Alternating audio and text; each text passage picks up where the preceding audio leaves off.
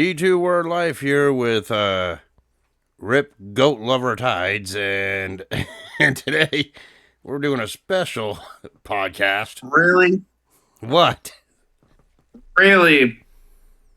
Yes, Goat Lover. Really? Yes, really.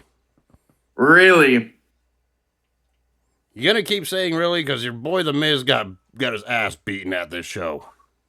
Really? Yes, really, he did.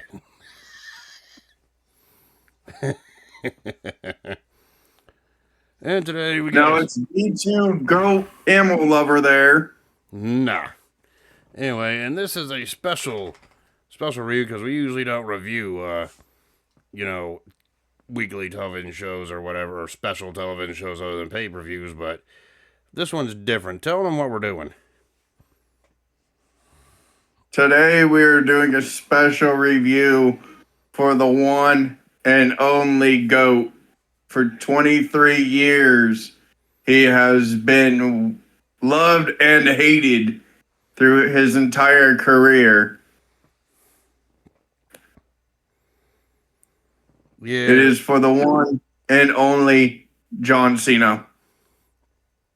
Yeah, so we decided to review Saturday night's main event, John Cena's final match that took place on December 13th, 2025, in Washington, D.C. at the Capital One Arena, with the commentators being Wade Barrett and Michael Cole, and the ring announcers being Alicia Taylor and Lillian Garcia. Now, mind you, this ain't gonna be our typical, go through match reviews. It's just gonna be more of, we're quickly going to state, the three matches that happened, then we're going to be talking about the main event. And this was Riptidz's idea, by the way, to do. Not that I oppose it or anything, right? Yes. So, yeah, they were hyping up John Cena's last match. Start of the show, we get to the opening match right away, which was champion versus champion, non-title match for bragging rights. It was WWE champion Cody Rhodes taking on NXT champion Obafemi here. Yep. And yeah, I don't watch too much NXT, if at all, but I could tell right away, well, there is a huge size difference between Rhodes and Femi here. Right? Well, he was outweighed by a good couple 100 pounds. Yeah, and freaking Femi overpowered freaking Rhodes early on to the match. Rhodes had to freaking try to figure out a way to get his momentum back. Right? Otherwise, he'd be getting dominated. Freaking sent Femi into the ring post, and freaking Rhodes hit a power slam plus a Cody cutter, but Femi kicked out a 2 count. And that was just near the start, into the middle of the match. Right? Yeah. Yeah, and then Rhodes freaking connected with a suicide dive. Oh, in his second dive because he missed the first one. Right? Yep. But whatever, but a third one proved freaking too much as Femi reversed it and nailed a spine buster, which I'm just like, damn. This guy's impressive. Taking 2 of them and 2 suicide dives, still get up. Right? Yeah. Later on in the match, freaking... He busted open Cody Rhodes' ear. Yeah, when freaking Cody Rhodes freaking ended up getting crashed into the announce desk on the outside, or the commentary desk on the outside. Yeah. And at this point... And then who shows up? Okay, at this point, I thought the match was actually getting pretty good. I thought, okay, this match is going to be great for a, television match, right? Regular television match. Yeah, and then who shows up? Drew McIntyre! You didn't even give me a chance to fuck around and drop other names, but okay. Yeah, Drew McIntyre showed up near the end after freaking Cody Rhodes nailed the second Cody cutter to Femi here, but Drew McIntyre had to ruin everything, attack Cody Rhodes, causing a DQ for Rhodes, right? Yes. causing a DQ win for Rhodes here after the match was just starting to get good. Pretty much saying that DQ Rhodes win is for freaking feud. Obafemi. Yeah, Rhodes' feud with McIntyre is obviously not over at this point, right? Yeah, but he was saying, "Oh, it's not it's not a friendly workplace." Yeah, he shows up tonight and beats the shit out of him. Yep. How does that make sense? Yeah, but either way, Femi angry about what happened here. Had a confrontation with McIntyre, and then Rhodes and Femi beat the hell out of McIntyre. With Rhodes hitting him with a cutter, and freaking Femi hit him with a chokeslam, respectively. Yes. And of course, after the matchup, Rhodes showed freaking Femi respect by presenting the NXT title back to Femi, and the two celebrated as champions together in the segment. Yep. Okay, your thoughts on this opening one that ended in a DQ, all due to your boy McIntyre. It was your boy McIntyre. But yeah, your thoughts on this little opening contest. It was decent until fucking McIntyre showed up and ruined it. He ruins it. It's like, ruined it. Okay, SpongeBob, ruined it. He ruins it, I say. These hobbits ruins it. So obviously, Drew McIntyre and Cody Rhodes' feud will be continuing. I wouldn't be surprised if they had another title match against each other at the Rumble coming up. It's most likely going to accumulate at the freaking Rumble for McIntyre versus Cody Rhodes because he wants his title back. Either that, or if WWE really wanted to, they could just put on free TV at next month's Saturday night's main event, which I'm not going to review, by the way. Probably just give a brief down on the results on that one anyway, but I hope they put it at the Rumble. At least we'll be able to talk about that match. It's most likely going to be at the Rumble. With whatever stipulation they may attach to it, who knows, right? So yeah, I thought it was an alright, decent opener, but all the way up until the end. The end kind of soured it for me. Yeah. But I can see why, because they're like, that's our get out of jail free card, because both are world champions. We don't want either of them taking a loss by pinfall or submission. So whatever. At least they did that. At least they did that to continue the feud with McIntyre and Rhodes here. And even though I understand it, doesn't mean I like it. Right? So yeah, then they showed some of the superstars past and present, talk about John Cena, and then we go on to the next match. This was basically main roster versus NXT here for the first three matches. And of course one TNA superstar in the tag match that we're going to be talking about after this. After this match, it was Bayley, accompanied by Lyra Valkyria, taking on Sol Ruka, accompanied by Zarya. Right? Frenemy? I guess you could say they're frenemies. I don't watch NXT. Because they're on and off beefing with each other, because I catch a little bit of it. Yeah, and we know the history with Bayley and Lyra Valkyria throughout this whole dang year. They're friends, and then they're enemies, and they're friends again, they're enemies. What the heck? Bayley hearing voices in her head. Right? I'm not going to be surprised if she comes out with the next theme song. I hear voices calling. Oh, I get it. Maybe freaking after this, Bayley can form an alliance with Randy Orton. They'll be known as Team Schizophrenia. But joking aside, I know that's a real serious thing. All joking aside, but anyway, let's talk about this matchup here, right? Anyway, Bayley was in control for the most part at the start of the match, working over Ruka's arm here, but Ruka countered into a flying head scissors and an X Factor. I'm like, okay, that looked pretty impressive, right? An X Factor, not Axe Factor. Axe Factor. Axe Factor. I can't talk for shit. I graduated Sid English. That Steiner math really doesn't help me either. That Steiner math and Sid English classes you took in high school don't work for you, does it? It's like, where did you get your education, WWE University? That's why. Right? Exactly. It's like, what? It's like, what? It ain't my fault that the only algebra I learned was b squared. Wait, what? Wait, what? Why are we making a reference to him in here? Right? But anyway. And then it equaled D squared. Damn. D squared. I wonder who that guy could be.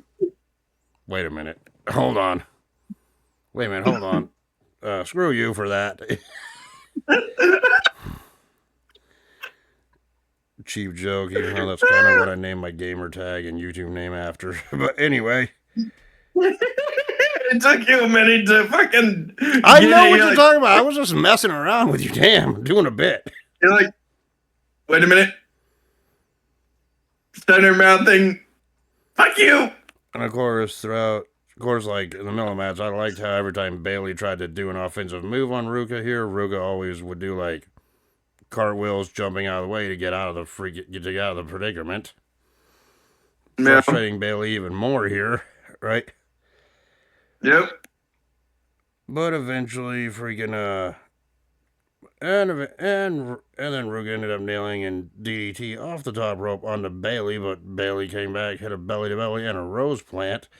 Oh yeah, the first time Bailey tried to go to the rose plant, that's when the whole freaking handstand into a cartwheel came into effect. I'm just like, huh? Okay, that's a unique way to counter that, right? Yeah, well, she also hit the soul snatcher. It's like, yeah, but first Bailey was eventually able to freaking nail the freaking rose plant. Went for the pin, but freaking pulled the leverage too damn much, where Roga's foot ended up on the bottom on the rope. And the ref was like, nope, rope break.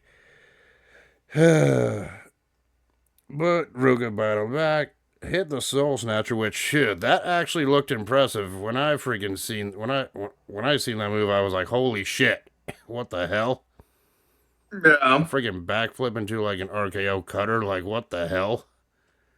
Yes. I don't watch NXT, so that kind of impressed me. No offense to you people that watch NXT on the regular that know that move. Seen that move probably a bunch of times already. Right? Yeah. And of course, Bailey wasn't down and out. She attempted a roll up, but freaking Ruka reversed it into a secure roll up of her own and got the 3 count to win the match. Your thoughts on this one? Bailey should have won it, but she over rotated in her pin when she got her the first time, which made Sol Ruka's feet touch the rope. It made the ref stop. So yeah, I thought this was a good back and forth. Yeah, I probably would have.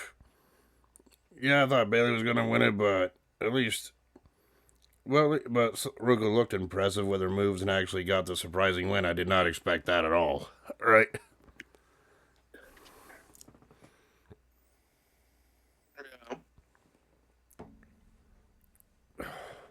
So yeah, and then we see more freaking vignettes and more freaking like videos of people of superstars past and present talking about Cena's career.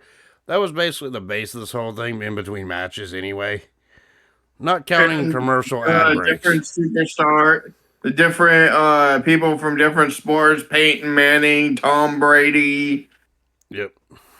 Snoop Dogg saying that he's going to puff it out for him.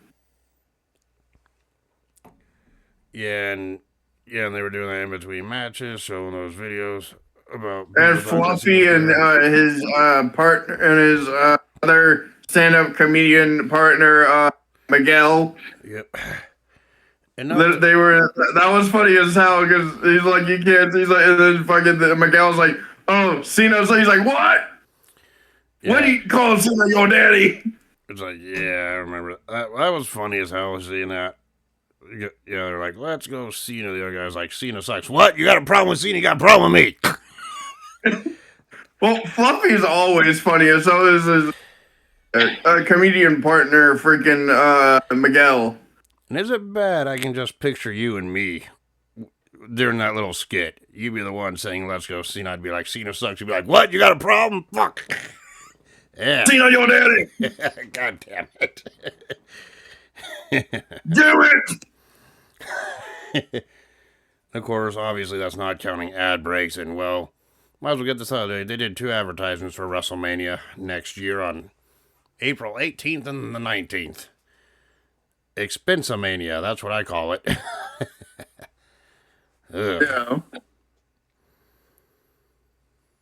But then next we go to the non-title tag team match. It was World Tag Champions AJ Styles and Dragon Lee taking on NXT's Javon Evans and TNA X Division Champion Leon Slater here.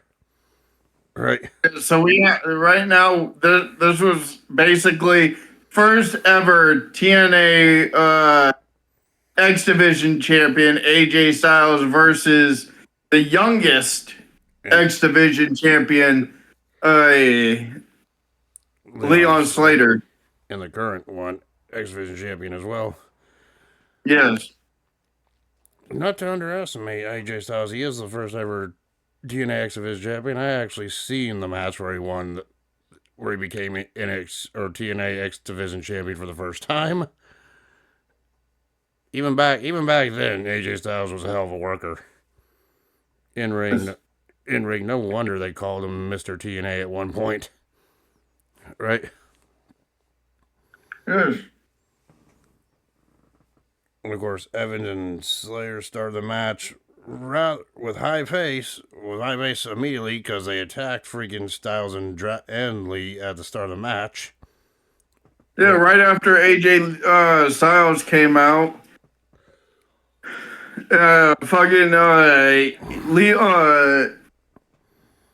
Leon Slater and Javon Evans are the fucking OG, the young OG. Yep. Yeah, and it was mostly like fast-paced offense here, like you would expect from these 4 men, right? 4 superstars here. Yeah. Including both teams exchange dives to the outside in the middle of the matchup. Evans connected the springboard cutter immediately, followed by his 450 splash on the Slater, or from Slater on the Dragon Lee, or Styles. Was it Styles who took that move? Well, either way. First it was Dragon Lee was getting jumped. Yep. He got hit with 2 frog splashes, one from Javon Evans and another from Leon Slater.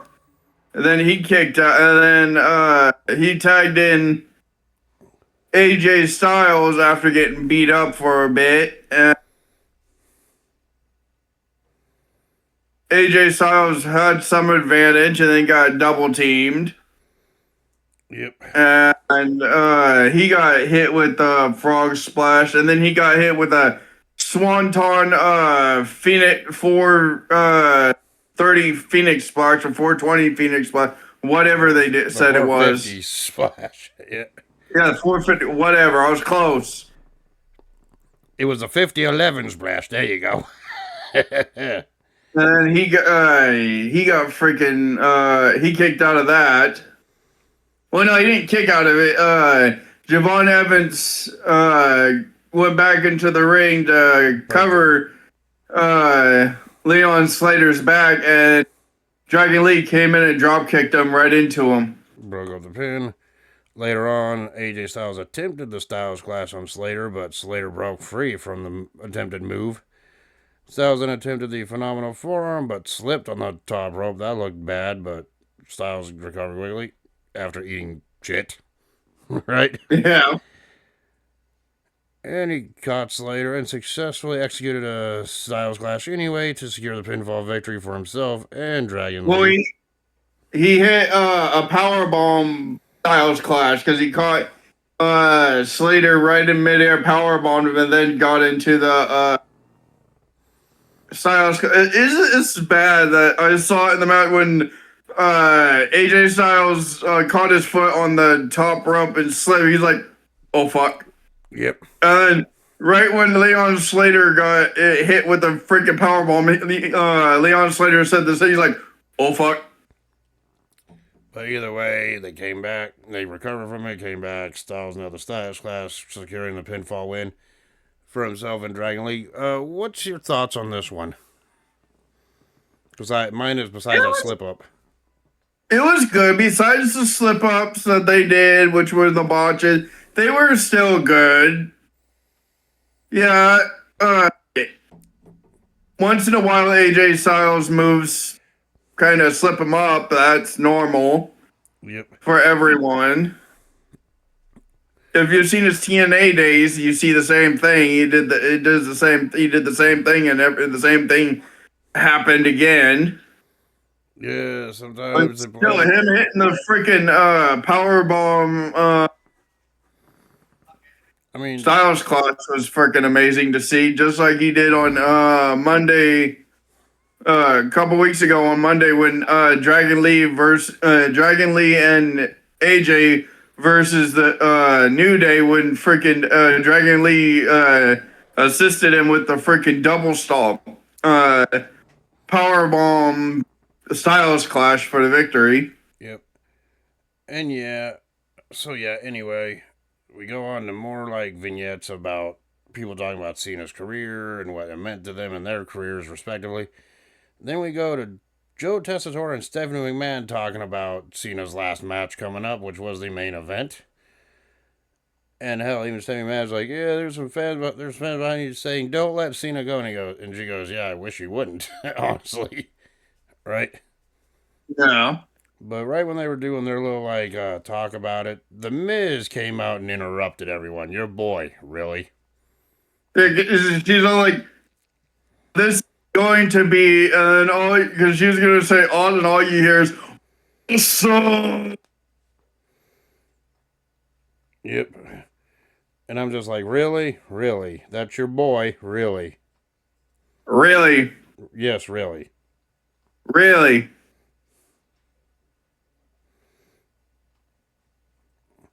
Yep, really. It's like, really? Really? Really? Really? Really? Really? Maybe. Really? Yes, really.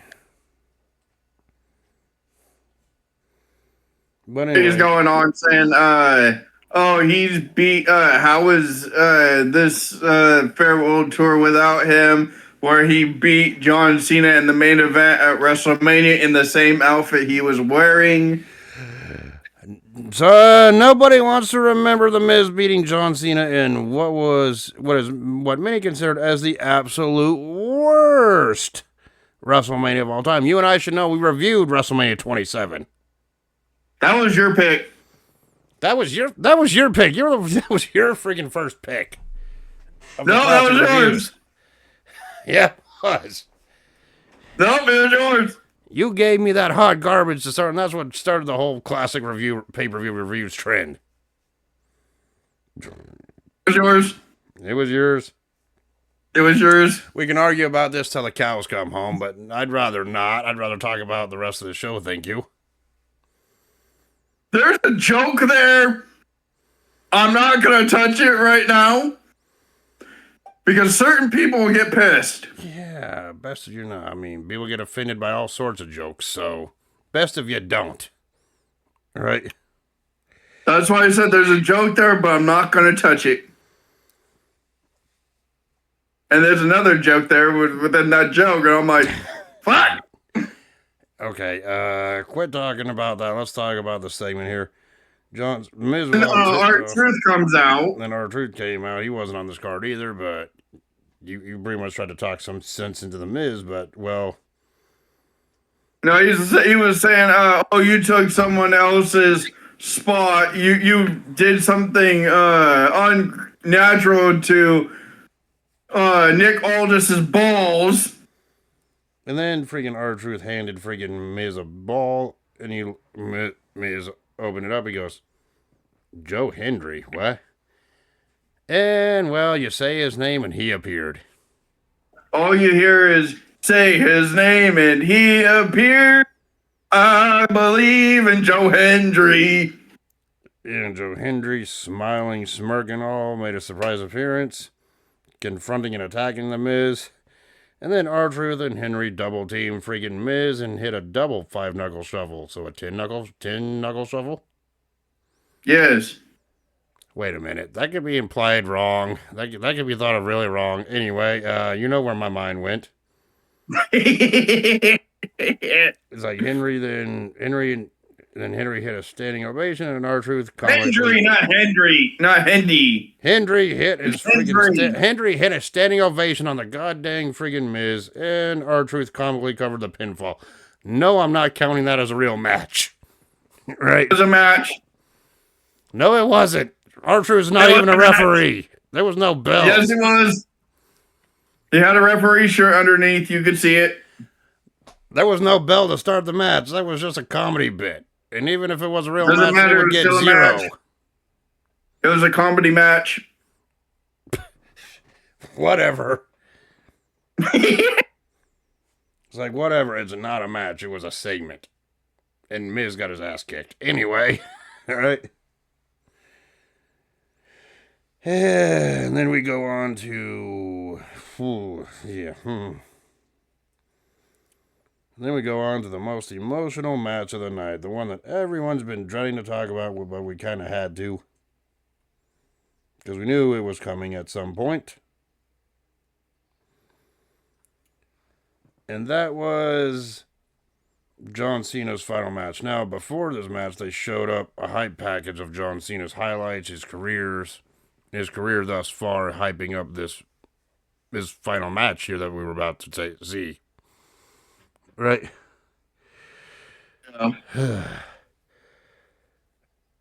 And John Cena's last match, it was John Cena taking on the last time is now tournament winner, which was Gunther. Your boy, Gunther. No one wanted. What? No one wanted to be his last match. I know no one wanted Gunther to be his last opponent. People kept speculating what his last opponent's going to be for the last several months.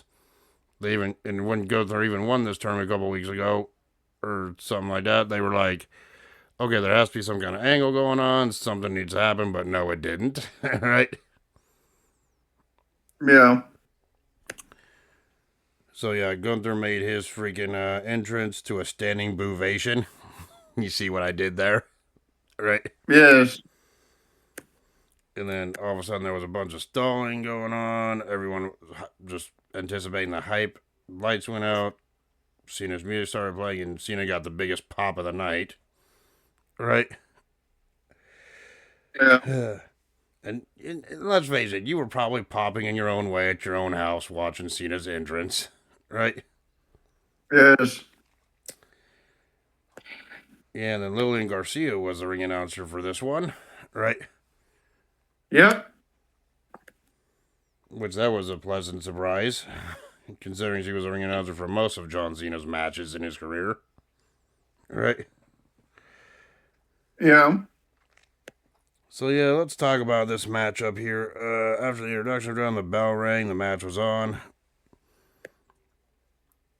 So yeah, oh yeah, and by the way, I have to, before we get into the match, I spotted this in the crowd, like near the back area when they panned the camera. Remember One Night Stand 2006? Yes. When there was that crowd, when there was a sign in the crowd that said, "If Cena wins, we riot." Yes, I saw the sign too, where it said, Cena lost, we will riot. Cena loses, we riot. And I'm just like, damn, this was a very pro Cena crowd here, right? It was the same dude that had the freaking sign from 06. Except it was tweaked a bit, right? Yes. Oh, can you imagine like 10 minutes from now, all of a sudden we get all over the news. This just in, wild crowd in Washington, D.C. are rioting the streets. I'd be like, oh shit, right? The first rioter was the guy that held up the sign. If Cena loses, we will riot. And he's still holding up said sign. Yep. But anyway, the match began with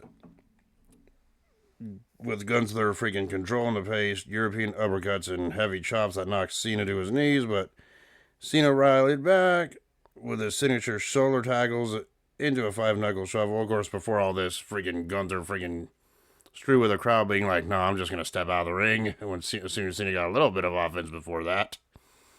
Right? Yeah. No, I should have mentioned that first, but whatever.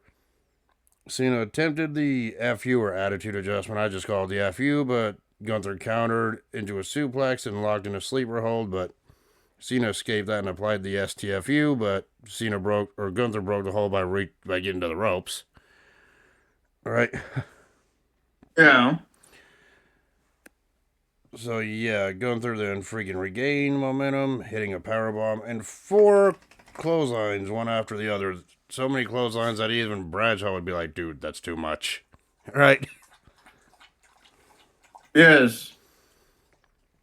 Of course, the whole time in between powerbombs, we know Gunther was being all cocky, telling Cena to stay down or give up. Being all cocky, so he tried to go for a 5th one, but Cena ducked it and hit a second 5-knuckle shuffle and actually got the FU this time, but Gunther kicked out of 2. I was just frustrated during this whole match. There wasn't any chin locks. Unless you count the sleeper hold as one, which I do not. Right? It's technically a chin lock. But yeah, Gunther freaking then locked in another sleeper If hold. you look at it closely enough. Yeah, but Gunther locked in another sleeper hold, which Cena countered out of. And then those two started fighting on the outside, with Gunther taking advantage on the outside for a bit. And he cleared the freaking announce table on the outside. Gunther then freaking took the steel steps and put him in position. And he picked a dazed John Cena up. Looked like and then set Cena up for what we thought was a powerbomb through the table onto Cena. That would have been devastating, but Cena freaking reversed, lifted freaking Gunther up on the steel stairs. Gunther was only 4 pounds heavier than Cena, because Cena was 251. Yep. And If I remember correctly from what they said, and Gunther was 255. Yep. So Cena powered Gunther up onto his shoulders on top of the steel steps and planted Gunther through the announce table with an FU. Right. Yep. And of course, shortly after, well, not too shortly afterwards, because Cena tried to get his win back. After that, Cena picked Gunther up, freaking brought him back, and got Gunther back into the ring. Went for a pinfall. But Gunther kicked out of 2. A normal person probably would have stayed down. Right? Yes. But Gunther is, to his credit, Gunther is not a normal person. Right?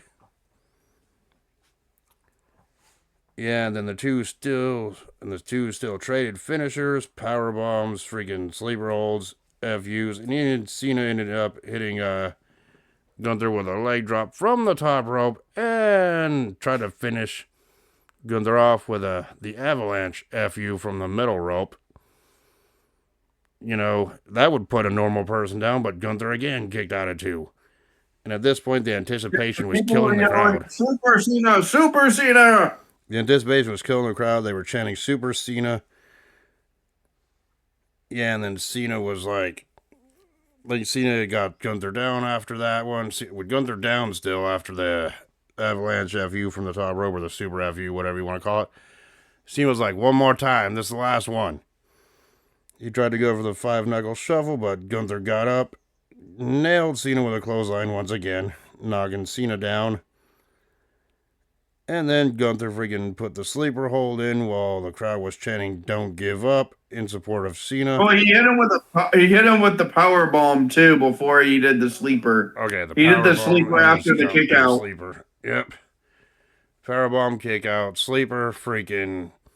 The fans were chanting "Don't give up" at this point.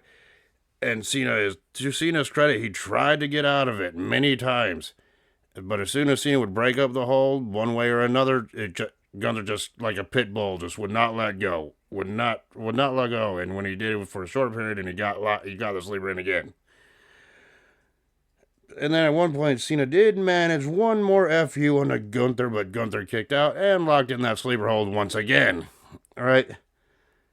Yep. And even Cena, with all of his strength, tried to power freaking his way out of it by getting freaking Gunther's arms off him, but still, Gunther locked it in.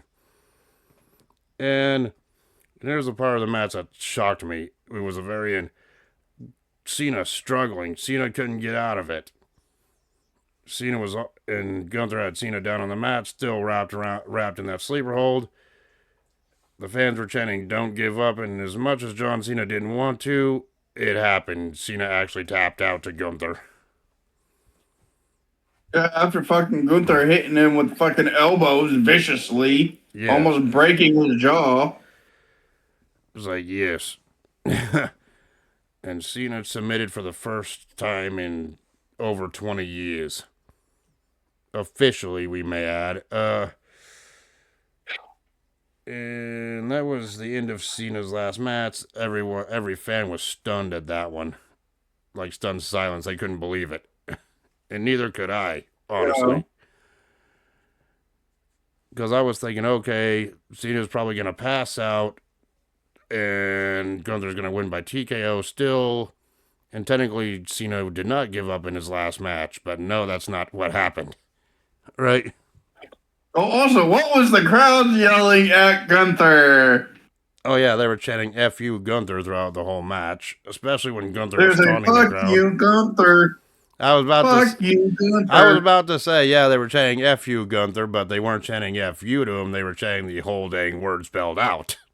Right? Yeah, they tried to fucking censor it, and they still fucking let it go through. Yep. So, yeah, before we talk about what happened after the match, your thoughts on this one from bell to bell, Cena's final match? If I had to give it a grade, which normally we wouldn't, but I am going to anyways for this match, even though he lost, Cena fought his ass off in this match and went out like a true champion or a true GOAT. it's immeasurable. Yeah. It's even beyond infinity at this point, because there was fucking points that Cena, it should have been a Cena victory, which I still think he should have fucking won, which was bullshit that he didn't. But in his own way, Cena did give back to the business by putting the next generation over on his way out, that being Gunther. I hate to say it, but Gunther's possibly a future main eventer if he's already not. well, the thing is that Cena didn't have to. He's already given back more than any wrestler in WWE history. Yep.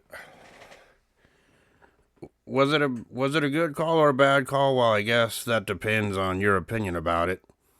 For me, it was more shocking, as in, I kind of thought Gunther was going to win. Before you freaking come at me with torches and pitchforks, let me explain my case here.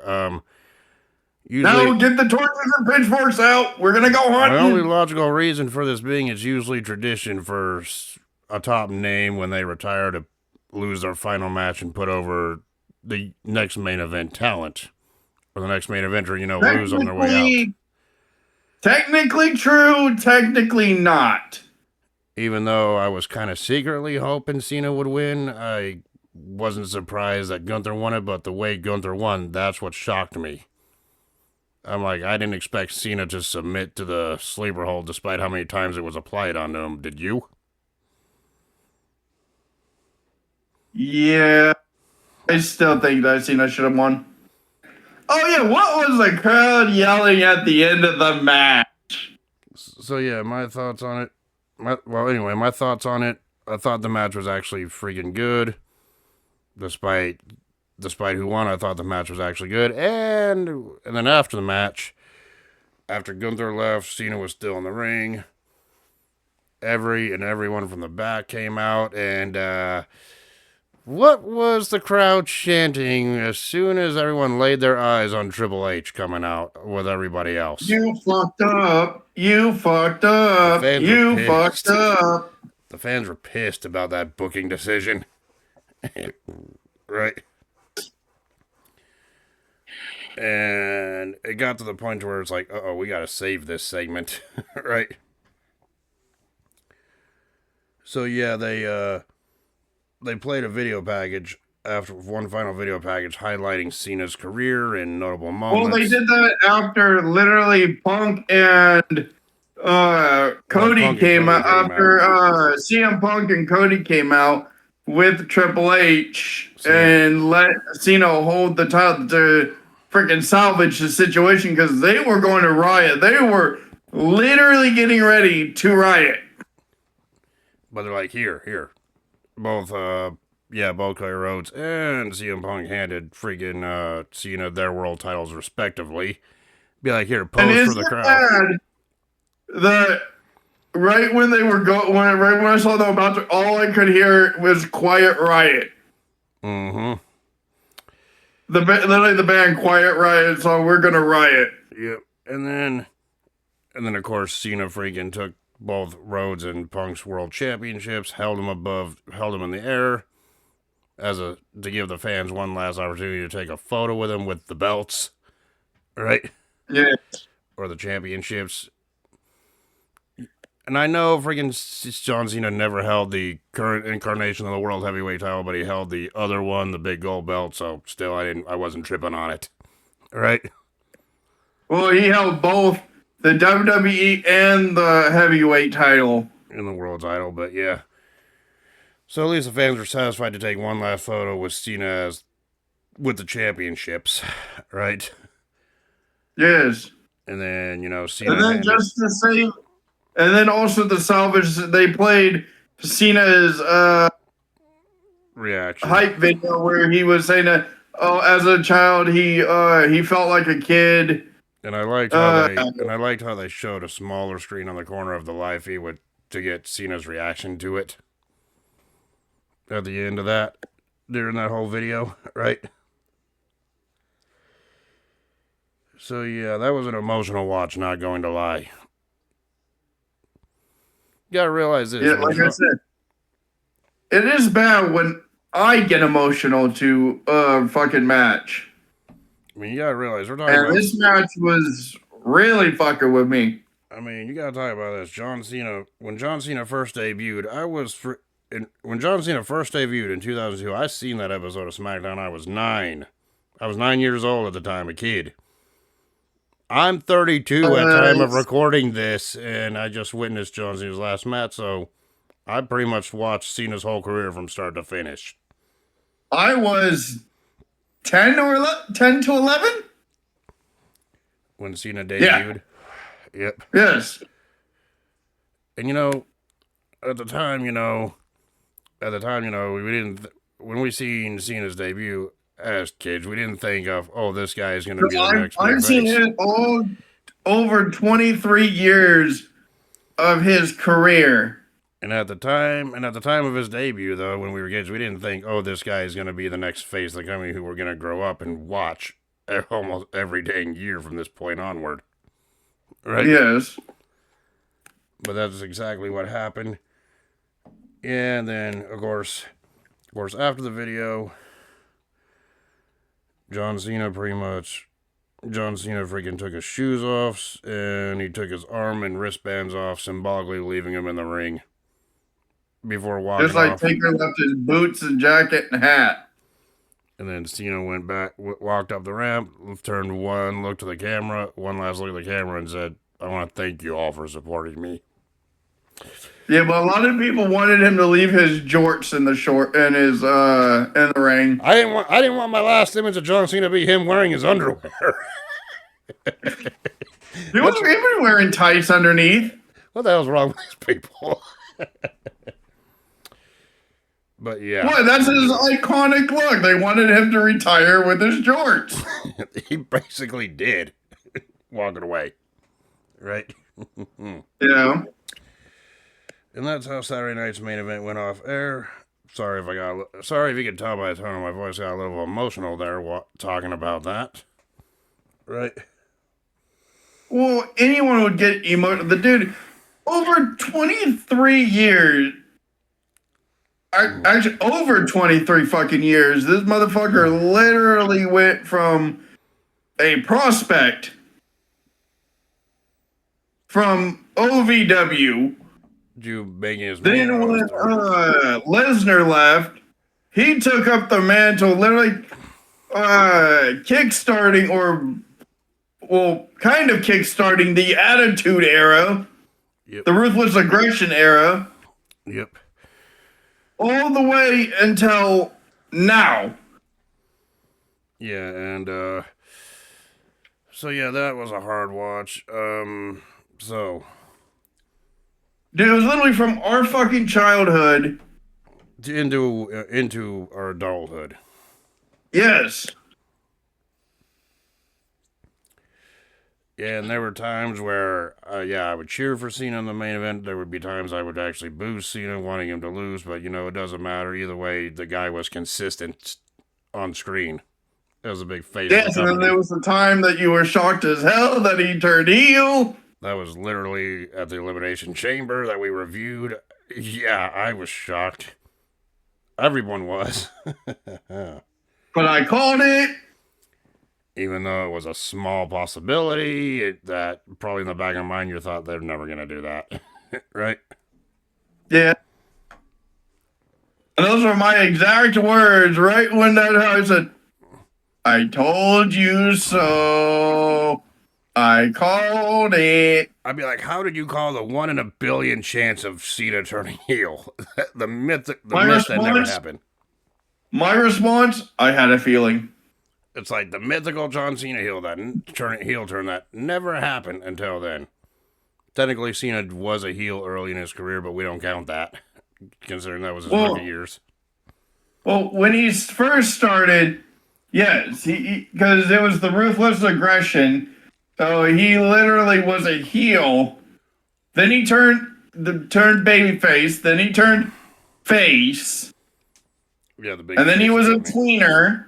And then he turned face again. Then he was a face all the way up until 2025. Yes. But yeah, anyway, I know I said I wouldn't do this, but I decided to put a rating system anyway with a final grade. And then we can talk about some of our favorite Cena moments before I end this review here.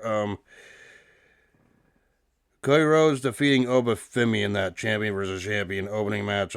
By disqualification. Cody Rhodes winning by DQ. I gave that one 2 3/4 out of 5.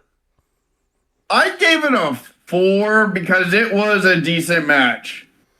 It was going to be a classic 5-star because it was amazing to see Cody Rhodes versus an up-and-comer. Yep. But even with the disqualification, it only took it down a full star for me. Yep. Sol Ruka defeating Bayley in that shocking upset that I didn't expect. I gave that one 4 out of 5. 4.5. AJ Styles and Dragon Lee defeating Javon Evans and Leon Slater. I gave that one 3.5 out of 5. 4.5. And of course, the main event with Gunther defeating John Cena in John Cena's final match of his career before retirement. Immeasurable. Well, my real score is 5 out of 5, but freaking in reality, it's immeasurable. So my final grade for this edition of Saturday night's main event, I gave an A. A. All because of the strength of the Cena's last match, the main event. Yes, it was a 3-card match. It was only 3 matches to the card. Well, 4-card match. It was a 4-card match, but either way, it was a short show. Yes. And it's not really a pay-per-view. It was like made for it was a television special, obviously. But yes, but I wanted to do this special review for it because of only one reason. It was the last time we will ever see one of the greatest of all time. John Cena. Yes. So, anyway, before I end this review, I kind of want to do like superstar retrospective discussions on for the review eventually, or for the podcast eventually that we do, but we'll go more into depth on John Cena's career when we're talking about that. But what are some highlights, before I end this, what are some highlights of Cena's career that come to mind? Like some of your favorite Cena moments or matches? One of my favorites was literally, well, I had a lot, Yeah. but one of my favorites was when he slapped the taste out of Kurt Angle on on his debut to Friday Night SmackDown. It's like, who the hell are you? My name is John Cena. What is one Smack! quality that you possess that thinks you can step in the ring and face the very best in business? Ruthless aggression. Slap. That's what ushered in the ruthless aggression era. Right. And then one of my other ones was literally him versus Taker. Yeah. Which one? They had like a couple of pay-per-view outings, one of them being at WrestleMania, First. the other one being at Vengeance 2003 in Cena's rookie His year. his first encounter with Taker. So the Vengeance match, which was Dr. Thugonomics versus Big Evil. Yes. That was actually a good match, not gonna lie, and we were just a year into Cena's career at that point when that match happened. Yes.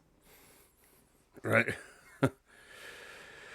So my favorite matches I can't pinpoint like my absolute definitive favorite Cena match. I got a lot of highlight moments that we're gonna reflect on more when we do a superstar respective on Cena, which I plan on doing at some point for the channel, something new to talk about and discuss. But a couple of moments that stand out to me personally is, his whole Doctor of Thugonomics character in general. I like the insult raps that he did to the ring, coming out and insulting his opponents that way.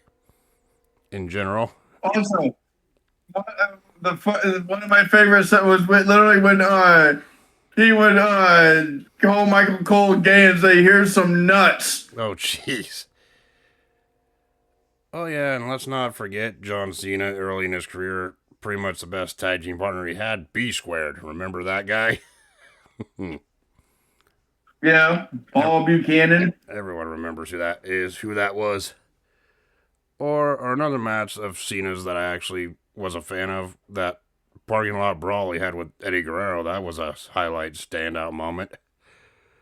That was a 5-star classic. Oh yeah, not to mention his feud with JBL in 05, which led to his first WWE title victory at WrestleMania 21. And I also love that segment when he's literally fucking, when he comes when the whole fucking thing was like, "I'm not touching you, I'm not touching you," and he kept fucking with JBL during that segment on SmackDown, pouring water into that cowboy hat, Teddy, freaking spray painting, freaking a yellow streak down JBL's back. putting water in the 10-gallon fucking $10,000 Stenson. And putting it on JBL's head again. Dumping water all over him.